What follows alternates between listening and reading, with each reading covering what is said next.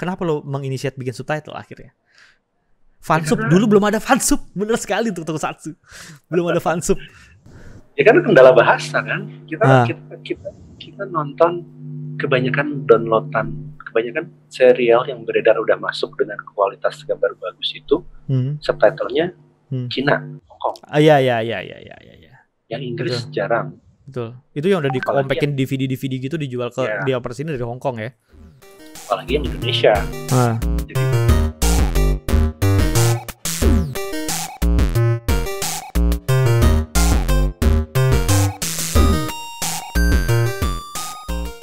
padahal kita pengen apa ya ceritanya, kita pengen menyebarluaskan Tokusatsu ke lebih luas lagi. Cita-citanya mulia sekali loh bapak yang satu ini loh dari dulu loh. Karena kita nggak pengen jadi orang gila sendirian kan. Lo ngobrol. Iya. Coba bayangin kita segitu freaknya, segitu tergila-gilanya sama Akuga, Agito gitu. Tapi ngobrolnya sama siapa coba kalau nggak di forum online doang. Betul. Gitu. Jadi biar kita nggak gila sendirian, ini mau kita terjemahin deh nih biar banyak orang tahu Sailor Moon, tahu Commander Vice itu gimana. Padahal yang menurut kita kan itu nggak cheesy gitu. Ini bukan serial remeh-temeh, ini serius loh, Vice bagus loh. Bagus. Karena orang nggak ngerti, jadi mereka nggak nganggep itu barang, nggak nganggep itu tontonan yang bagus. Terus ya udahlah, gue ajakin terus sama Willy kita bikin fansub. Pertama kan gue pertama gue cuma yang nerjemahin waktu itu siapa berarti ya? Willy. Oh, oke. Jadi dulu itu Arya sama Willy bikin terjemah. Waktu itu karena gue beli Vice ke lo ya, terus gue lihat ini terjemahannya jelek banget gitu. Terus gue ini terjemahannya kayak nggak nyambung gitu dengan scene yang ada gitu. Akhirnya gue menawarkan diri gitu waktu itu untuk coba bikin fansub selain sekalian ngasah ilmu gue waktu itu kan gitu. Sampai karena kebetulan internet udah cepat waktu itu kan, kita udah bisa cepat dari mana? Di tempatnya Willy cepet, tempat gue mah sama aja masih dial up waktu itu mah, gila kali. Ya itulah, ya maksudnya ya kita udah punya kelebihan itu, dia bisa download cepat, jadi episode terbaru tuh kita bisa dapat cepat. Terus ya udah cepatnya diterjemahin, terus kita jualin. Iya. Lumayan cuannya banyak sih. Ya. Cukup lah ya buat sebulan 4 juta. Bersih tuh buat lo doang tuh berarti. Enggak, itu gross. Belum bayar gua sama Willy berarti ya. Iya, belum dipotong beli CD-nya. Oh iya, beli CD bajakannya ya. Ingat banget tuh CD R+ ya. Dulu pertama-tama kita pakai VCD dong, yang satu VCD itu isinya 3 episode ya kan. Kalau kepaksa satu ini, kalau kemarin ingat banget pertama kali Sailor Moon muncul kan satu VCD 1 episode kalau nggak salah waktu itu, tapi masih banyak juga yang beli kalau nggak salah ya. Iya. Ya kan? Iya. Oke. Sailor Moon seru sih. Gue juga jadi suka Sailor Moon gara-gara live action. Gue kebetulan cuma setengah doang ya, karena waktu itu gue ke Jepang jadi nggak sempet nerusin ini gitu loh. Dan di Jepang kan gue juga niatnya kayak gue pengen nonton Tokusatsu, tapi kan apa daya kan pagi ya. Terus gue nggak punya semangat buat bangun pagi gitu. Akhirnya selalu lewat. Akhirnya ya gue nontonnya di internet juga waktu itu akhirnya. Inisiasi awal mula majalah Henshin ya. Itu kan gue nggak tahu tuh. Tiba-tiba lo Ki ada mau bikin nih majalah ya kan, Henshin ikutan kan gitu waktu itu. Gimana itu? Jadi ya gue sebagai, jadi gue udah jadi moderator lama kan di forum. By the way, si Arya ini chief editor ya? Bener sih? Yang Henshin chief editor kan, bener kan? Ya. Editor in chief itu dia istilahnya ya di majalah Henshin. Bagi lo yang nggak tahu ini orangnya ya. Editor in chiefnya Ronggo, bukan gue. Oh, lu bukan? Lu siapa dong? Gue editor. Oh, lo editor. Ronggo. Oh iya, Ronggo. Halo Ronggo, mamen. Gue kadang-kadang masih suka ketemu sama dia tuh. Nah jadi ya kan gue udah jadi gue mulai dari forum dulu. Dari forum itu kan gue diajakin nulis jadi editor di beberapa majalah. Kayak Zigma, Anima. Dan terus tahu ada salah satu fans namanya Richie. Nah si Richie ini kontak gue, dia bilang, kita gimana kalau bikin majalah? Dia terus ketemu mau diajak temennya sebagai pemodal. Hmm. Terus ya udah kita join, gue yang rekrut timnya karena kebetulan gue belum udah punya desainer. Terus ada lo juga sebagai penerjemah. Iya. Dan satu lagi tim kita si PT itu. Oke, ada PT. Itu kan timnya kita, gue, lu, terus si Hall, Cherry. Cherry, nah dua desainer itu. Ya kita berlima kan waktu itu. Iya, waktu itu berlima di ruko kayaknya waktu itu ya. Iya. Di ruko yang nun jauh di sono di Pondok Cabe ya. Itu jauh banget asli dari rumah. Cinere, udah Pondok Cabe kali itu ya, bukan Cinere. Cinere. Belum ya? Masih. Wah itu jauh. Kapan hari nih ya? Kapan hari nih? Gue pernah ke daerah sana lagi lah, pokoknya gue lupa. Naik mobil ya, 4 jam ya. Ya, si Hall masih bantuin gue juga di Popcorn, dia bantuin gue. Dia yang ngedesain di Gaban Indonesia. Wow, itu dia bagus loh. Itu kalau gue pikir lagi look back, kan gue masih ada beberapa sisa majalah Henshin gue yang dulu ya. Tinggal itulah. Itu kalau gue look back lagi desain yang mereka berdua desain gitu, Cherry sama si Hall, itu bagus sih desain maksud gue. Maksudnya gak kelihatan kayak majalah murahan gitu loh. Iya, mereka punya apa ya? Tesnya bagus ya. Tesnya bagus banget. Tesnya bagus gitu. Walaupun maksud gue kedua anak itu kan nggak ngerti tokusatsu ya padahal ya. Tapi mereka tuh bisa ngasih setnya bagus loh waktu itu. Makanya kalau lo beli karena mereka dari skill sih. Memang basicnya mereka punya skill bagus. Kita kasih referensi yang keren, majalah Jusen, majalah apa teman dulu kan. Oh iya. Gue masih suka beli itu. Iya, tinggal kasih itu aja mereka bisa implement. Jadinya keren banget sih. Iya. Dia buka covernya kan ada foto kita selalu di situ kan. Iya selalu itu. Apalagi zaman dulu gue masih gondrong segini rambut ini dulu nih cuy. Masih segini rambut gue gondrong. Kalau majalah Henshin itu dulu kenapa dia bubar? Karena sebetulnya kita dapat hype yang bagus ya, penjualannya lumayan ya kayaknya. Responsnya bagus ya, maksudnya respons dari komunitasnya bagus gitu. Bagus dan penjualannya lumayan sih. Gue nggak ingat apakah itu sold out atau apa enggak, tapi lumayan lah kalau dibanding majalah sekarang. Cuma masalahnya memang kita kita tidak dapat sponsor pengiklan dari awal. Itu kelemahannya. Oh iya. Jadi kayak ibaratnya kita kebanyakan bakar uang di awal. Iya. Tapi sebetulnya kalau gue pikir sekarang ya, setelah gue ngerti gitu ya, maksud gue kalau kita mau bikin majalah pada saat itu gitu ya, memang bakar uang setahun, 2 tahun, 3 tahun mungkin. It's a common thing loh sebetulnya. Maksud gue memang begitu modelnya gitu bisnisnya. Sebetulnya tapi kan ya. Pemodalnya uangnya nggak segede itu. Karena ROI-nya lama kan. ROI-nya lama. Jadi dia misalnya dia keluarin terus 2 tahun 3 tahun tuh ya, nunggu sampai 3 tahun kan susah juga ya. Iya. Sementara kan kita semua pengen naik gaji gitu ya.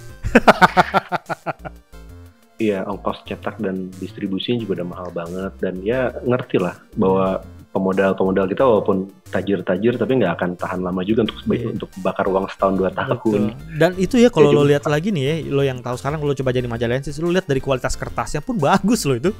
Kertasnya, cetak, maksudnya warnanya gitu, warna yang dihasilin itu bagus banget cetaknya, dan itu gue yakin juga cetaknya nggak murah itu, mahal itu. Iya. Sejak 2007 itu kan gue udah mulai kantor beneran tuh. Ya maksudnya media ya kan, gue dari Trans 7, gue ke Kompas TV, terus gue ke karena gue walaupun gue bekerja di bidang media tapi masih bersinggungan sama entertainment. Cosplay itu termasuk termasuk konten unik yang juga sering dilirik sama TV. Oke. Jadi teman-teman dari komunitas kayak cosplayer, teman-teman gue yang fans tokusatsu yang masih rajin pakai kostum itu sering gue ajak untuk jadi materi liputan di TV atau di majalah atau dimanapun lah. Jadi kalau misalnya ada teman-teman TV gue, teman-teman media gue butuh, mau dong ini teman-teman lo yang pakai kostum robot-robotan, gue ajak mereka, gue jadiin mereka bahan liputan. Oke. Itu terus sampai tahun 2015. Wah, baru-baru ini dong sebetulnya ya? Iya, sampai tahun 2015 itu gue di Kompas TV. 2016 2015 tuh udah mulai ada itu tuh apa? Indonesia Comic Con. Ya Comic Con. Oke. Ya, udah mulai hype-nya, udah mulai banyak kan event-event pop culture, Pop culture yang udah banyak. mendatangkan artis-artis dari Luar, Jepang, dari Amerika. 2016 gue gabung ke Gosen Media. Oke, Goshen Media. Itu dia bergerak di apa tuh di Goshen Media tuh? Gosen itu megang lisensi dan supporting event. Untuk? Jadi ternyata di Indonesia Comic Con tahun 2015 yang datengin Kenji Oba itu ya si Gosen. Oke. Jadi yang megang artis manajemennya Gosen. Makanya si Indonesia Comic Con bisa datengin Kenji Oba. Di tahun 2016. Wah tuh pecah banget waktu itu ya. Kenji Oba pertama kali datang ya. Iya. Nah di tahun 2016 itu lebih pecah lagi karena ada si Sarifan Watari. Iya, si Sarifan. Nah gue semakin anjir nih si Gosen lucu juga nih perusahaannya bisa datengin artis-artis Jepang. Terus dari situ gue ngulik si Gosen ada ini nggak sih butuh orang nggak sih buat di dalam buat apa namanya expand tahu market buat gali market lagi ke komunitas. Akhirnya gue masuk nyambung ketemu sama Mas Alan Jordan ya yang CEO-nya Gosen. Gue akhirnya gabung lah di Gosen di situ sejak tahun 2016 after Indonesia Comic Con 2016. Oke. Jadi setelah si Hiroshi Watari itu datang ya. Gue gabung Popcorn karena mereka juga mikir jangka panjangnya mereka mau bikin acara sendiri. Oke. Oh soalnya jadi karena itu acaranya masih franchise ya Comic Con itu ya, Popcorn Comic Con ya. Ya, jadi di Indonesia Comic Con itu mereka masih supporting di datengin artis-artisnya. Oke. Nah baru di tahun 2017 mereka membeli Popcorn Asia. Popcorn Asia 2017 itu Popcorn Asia tuh lebih gila lagi. Jadi artisnya itu ada Yoshi Sudarso, Peter Sudarso, Power Rangers. Oh iya, Power Rangers Dino itu ya, Dino Charge itu ya. Iya. Terus ada si siapa namanya yang bikin GTO, komik GTO sama istrinya datang juga. Oke. Jadi ternyata istrinya itu pemeran Kamen Rider Yuki yang jadi Yui Kanzaki. Oh iya yang jadi adiknya si siapa tuh yang itu ya? Oh Toru Fujisawa. Ya, Toru yang bikin GTO. Nah, jadi ya gue gabung ke Gosen. Gue banyak kasih masukan ke Mas Alan gimana kondisi komunitas tokusatsu di Indonesia. Ya akhirnya itu gue ngasih masukan ke mereka soal guestnya siapa aja yang bisa masuk, terus ya selera marketnya di sini gimana. Gue banyak ngobrol sama Mas Alan, ya akhirnya jadi kayak gitu. Guest-guestnya Popcorn banyak Jepang-Jepangannya. Walaupun sebetulnya nggak spesifik, sebetulnya Popcorn itu adalah event Jepangan sebetulnya ya? Bukan, karena memang Popcorn Asia itu sebetulnya udah lama dikenal dari tahun 2012 itu sebagai ini lebarannya kreator Indonesia, kreator pop culture Indonesia. Oke tuh. Dan tahun 2017 juga itu kita rilis DVD official Gaban versi Indonesia. Itu berarti lisensinya dibeli juga berarti ya? Iya. Jadi tahun 2018 itu Popcorn Asia yang bareng Gosen terakhir. 2018 itu rencananya kita rencananya mau datengin Ranger merah si Austin St. John. Oke. Tapi sayangnya dia berhalangan. Akhirnya gantinya pemeran Zordon sama Ranger kuning. 2017 di Popcorn itu yang ada Gaban 2, Gaban muda, Gaban tua. Oke. 2017. Oke, berarti setelah dari Gosen lo kemana? Berarti gua anggap lo Gosen terakhir di 2018 ya? Ya, 2018 terakhir. Oke. Sekarang lo apakah masih ada hubungannya dengan pop culture kerjaan? 2018 itu gue megang digital marketingnya Skyrom. Skyrom itu aplikasi internet yang yang lo pernah tawarin ke gue, Simo itu ya, bukan? Iya, betul. Oke. Aplikasi yang memungkinkan kita terhubung ke internet tanpa wifi. Oke, tanpa kartu ini juga SIM card ya? Tanpa kartu, ya? Betul. Oke. Nah di Simo itu gue cuma setahun karena terus ya itu udah mulai corona udah masuk kan, udah mulai wabah segala macem. Simonya, karena Simo itu perusahaan dari Cina, mereka juga kolaps di Indonesia. Operational headquarters mereka di Cina berantakan. Indonesia pun tutup, nggak ada kegiatan. Tapi sebelum gue bubar dari Popcorn kan gue udah punya bekal bikin fansub tuh. Gaban itu, project Gaban juga gue yang ngerjain, bikin teks Indonesia video original. Nah dari situ gue balik lagi bikin fansub. Sampai sekarang. I know. Yang lo jual pakai USB itu ya? Bener gak? Ingat guys, ini bajakan guys, oke? Tapi gue Gaban gue ini official, gue official. Gabannya official. Gaban official translator. Nah sekarang itu yang lo terjemahin kan apa aja ya? Karena kan kapan tadi lo kayak pernah posting kayak like Voltus 5 juga gitu kan ya kalau nggak salah ya? Iya. Bener nggak sih? Iya. Jadi setelah Gaban itu gue ngerjain God Sigma. Sekarang itu judul yang ongoing itu ada Zabogar, Megaloman, Power Rangers Beast Morpher. Jadi kalau mau cerita kegiatan gue sekarang yang berhubungan dengan pop culture dan tokusatsu, ya itu gue masih bikin fansub. Luar biasa. Luar biasa cuy.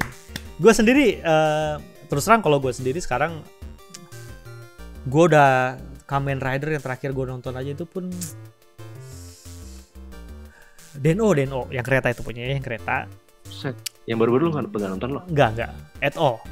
Jadi nggak ada, gue lost the touch aja menurut gue. Jadi setelah like karena menurut gue Den-O itu punya cerita konsep yang menarik waktu itu ya, punya konsep yang menarik, pemerannya juga nggak childish amat gitu ya. Terus setelah itu apa sih yang cuma pakai celana itu doang, apa namanya? Yang dia pakai koin 3 itu apa namanya? Os. Nah itu gue sempet nonton sebentar, terus gue bilang apa lagi nih Kamen Rider maksud gue. Terus masih oke karena pemerannya juga menurut gue masih agak dewasa gitu ya. Terus makin kesini tuh setelah itu apa gue lupa deh. Ya pokoknya I Lost the Track setelah itu. Forza sayang gue nggak nonton. Gaim. Nah itu gue nonton. Drive. Pokoknya setelah Forza gue cuma nonton di awal-awal doang. I Lost the Touch. Pokoknya di awal-awal, habis itu gue gak tertarik sama sekali, hilang. Sampai akhirnya gue tuh tertarik lagi gara-gara di apa yang sebelum sekarang tuh, yang dia Zio ya, yang balik lagi cuma gara-gara gue pengen lihat ternyata ada pemeran Kamen Rider yang lama balik lagi. Cuma gue tonton episode itu ya doang, habis itu gone deh. Habis itu gue gak ada lagi sampai sekarang. Yang baru tuh apa namanya ya? Zero One. Ya pokoknya gue sih I'm familiar with the title, tapi gue nggak pernah nonton title sendiri. Justru yang gue tonton sekarang itu adalah Ultraman. Itu gue nggak skip tuh dari zaman Giga X. Terus itu tuh gue nggak skip karena anak gue juga nonton, anak gue juga suka. Jadinya gue juga jadi ikutan nonton lagi gitu. Dan sebetulnya my favorite genre ya Ultraman sebetulnya di tokusatsu dari dulu tuh itu sampai sekarang. Ya akhirnya karena anak gue suka Ultraman, suka beli kayak apa namanya buat henshinnya gitu kan, morphernya ya. Akhirnya gue juga ngoleksi gituan juga gitu kan. Ya gue bilang ya it's okay lah, tapi kalau gue misalnya gue harus berubah genre lagi bisa boncos gitu.